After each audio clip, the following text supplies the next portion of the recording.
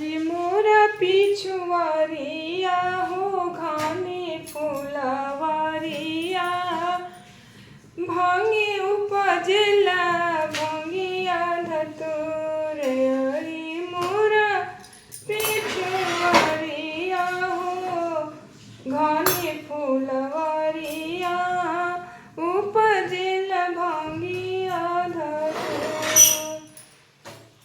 अरे कहाँ बड़े शिवजी सिलावट लोढ़ा कहाँ बड़े भंगिया धतुर। अरे कहाँ बड़े शिवजी सिलावट लोढ़ा कहाँ बड़े भंगिया धतुर।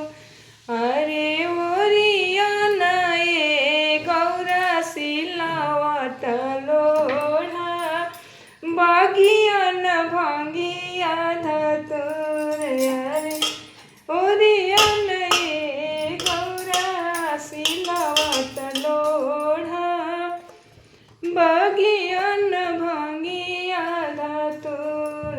अरे एक हाथे पीसे गौरा भंगिया धतुरवा एक हाथे पूछे नैना लोर। अरे हे जोस जोस पीसे गौरा भंगिया धतुरवा ओई से ढरेला नैना लोर।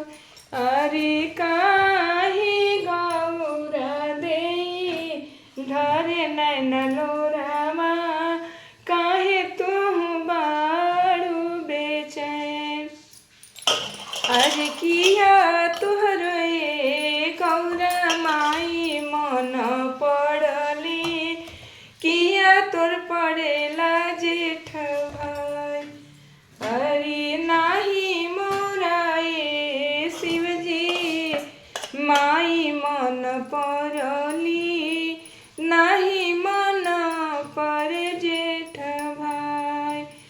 अहि जोहिया से शिवजी कैनी सिंदूर दानवा तब से पिसीला भंग धतुर। अरे जब से शिवजी ले अइला अपना घरवा तब से पिसीला भंग धतुर।